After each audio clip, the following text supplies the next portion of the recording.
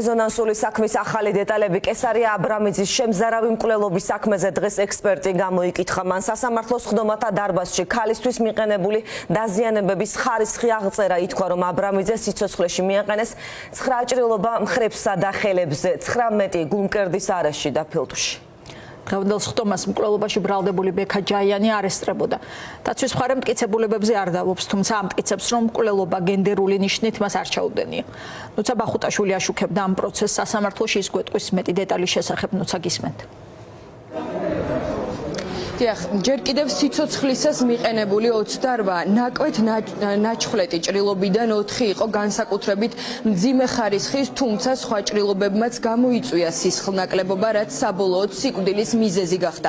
ამ გარემოებაზე დღეს კესარია აბრამიძის მკვლელობის საქმეზე სამედიცინო ექსპერტმა ისაუბრა. სამხარაულის ეროვნული საექსპერტო ბიუროს სამედიცინო ექსპერტმა შეიძლება ითქვას, რომ სახელმწიფო ბრალდების პოზიციები გაამყარა. დღეს უნდა გამოკითხულიყო კიდევ ერთი სამედიცინო ექსპერტი, თუმცა აღარ გამოიკითხა, რათა მხარეები, კერძოდ კი დაცვის მხარე დაეთანხმა ბრალდების მხარის წარდგენილ ყველა მტკიცებულებას, თქვა, რომ უდავო არის მათ მიერ წარდგენილი ყველა მტკიცებულება და ასევე არ არის საეჭვო ის ჩვენებები, რომელიც საქმეში დევს. სამედიცინო ექსპერტმა ისაუბრა იმ დაზიანებებზე, რომელიც ბექა ჯაიანმა 37 წლის კესარია აბრამიძეს მიაყენა, რამაც შემდგომში გამოიწვია სიკვდილი.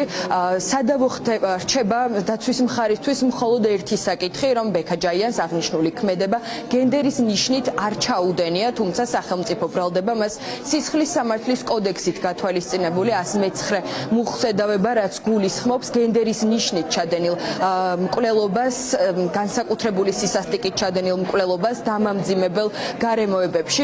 როგორც უკვე გითხარით, დაცვის მხარე თანხმდება იმასთან დაკავშირებით, რომ უდავო არის საქმეში წარდგენილი ყველა მტკიცებულება, ერთადერთი გენდერის ნიშნით ჩადენილი მკვლელობა არის მათი მხრიდან სადავო საკითხი. აღსანიშნავია ისიც, რომ დღეს ბექა ჯაიანი სასამართლო პროცესს არ ესწრებოდა, მას შესაბამისად თავის პოზიცია პროცესზე არ დაუფიქსირებია, თუ რატომ არ ესწრებოდა ჯაიანი აღნიშნულ სხდომას, არ იცოდნენ მიზეზების შესახებ არც ადვოკატებმა.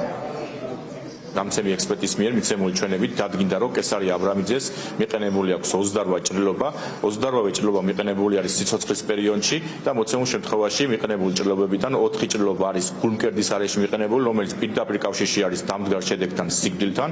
გარდა გულმკერდის არეში მიყენებული 4 ჭრილობისა, კესარია აბრამიძის სხეულის სხვადასხვა არეში, მათ შორის ხელებზე, ზურგში, კისერში, ყელთან, ასევე შუბლისა და თავის არეში მიყენებული ჰქონდა არაერთი დაზიანებები, რომელიც რა თქმა უნდა კავშირში იყო დამდგარ შედეგთან სიკვდილთან, გამომდინარე იქიდან, რომ საერთო ჯამში სიკვდილის მიზეზი არის მწვავე სისხლნაკლებობა და ეს დააფიქსირა დღეს სამედიცინო ექსპერტიზის დასკვნის გამცემმა ექსპერტმა. სასამართლო სამედიცინო ექსპერტის დასკვნა არ ნიშნავს ვერ ადასტურებს, ანუ ცალკე აღებული, რომ მკვლელობა ჩადენილია განსაკუთრებული სისასტიკით.